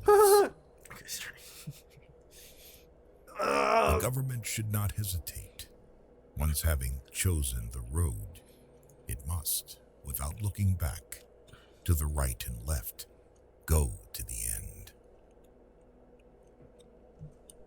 We are all a people, and so is the government. A wise person is only one who knows not much, but the necessary.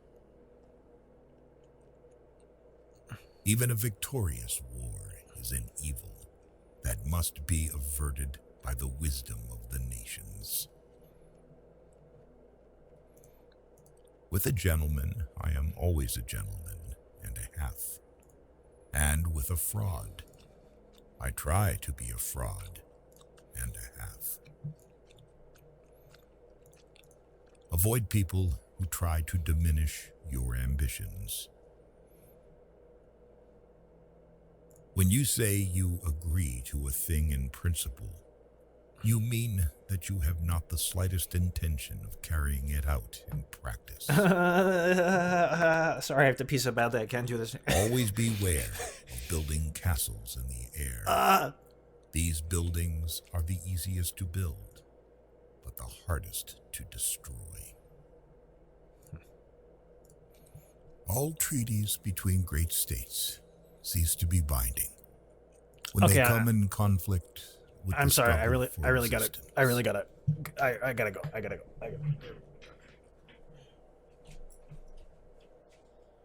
Oh. Okay, I'm pretty sure we missed some pretty good quotes here. Something about castles in the sky. I think that's something like be careful about like building up some fantastical idea, some ideal world, some utopia, something like this, because it's very it can be very difficult to disprove your theory, and you become quite attached to it. So the obvious example that comes to mind for me is communism, basically. Right? So. Always beware of building castles in the air. These buildings are the easiest to build, but the hardest to destroy. So yeah, I think our interpretation was more or less correct. Yeah, some sort of really idealistic view that is not based in reality. So be careful with this, because it's very hard to get rid of the belief once it's already started. It's also very difficult to falsify this, especially if you're talking if something is so removed from reality. So something like this, so something like communism probably is a good example here. You could probably also make some example that has to do with religious fundamentalism, probably, but it gets a little bit more complicated with religious fundamentalism, because often religious fundamentalism has to do like the castle in the air is in the afterlife, right? So it's, in a sense, it's complicated, right? But in a sense, it's not as dangerous. Whereas something like communism, it's if you actually believe in it, then things like the Soviet Union, things like Mao's China end up occurring, and you can get tens of millions of people killed, right? So okay, that seems like wise words. All treaties between great states cease to be binding when they come in conflict with the struggle for existence.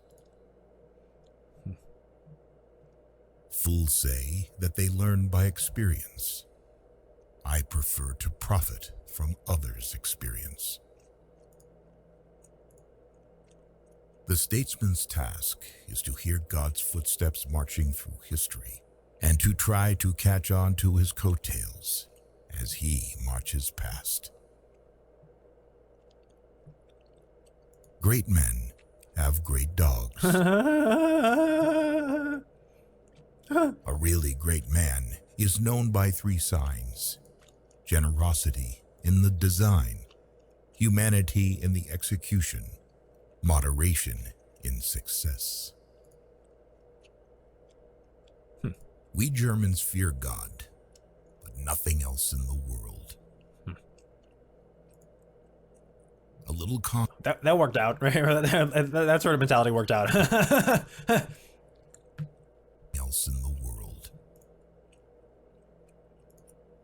A little caution outflanks a large cavalry. My subject is my life, and my life is my subject.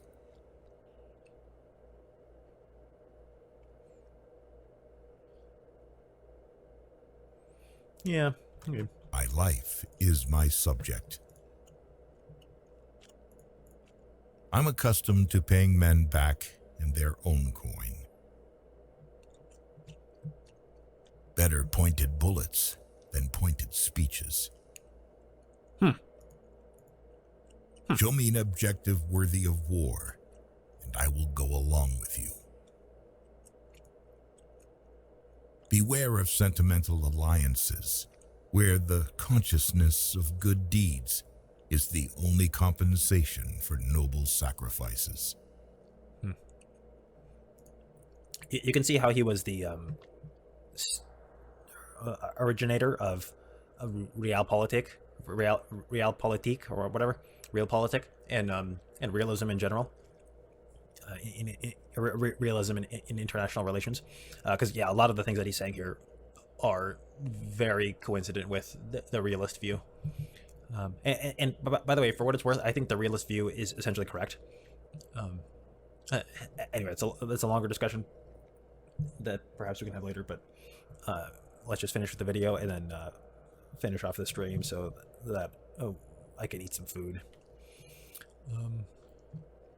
But yeah, interesting though. I want to learn more about international relations and such. I mean, it's a fascinating topic and obviously relevant, perhaps especially today. Compensation for noble sacrifices. Appreciate your traitor, because a traitor is the best teacher. The more you think about money, the more you spend it. Avoid a friend who knows everything about you.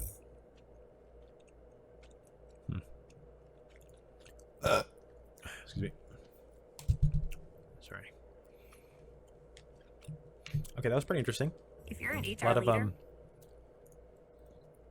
a lot of good quotes there. Some of them I think still hold up to today and are valid. Some of them not so much.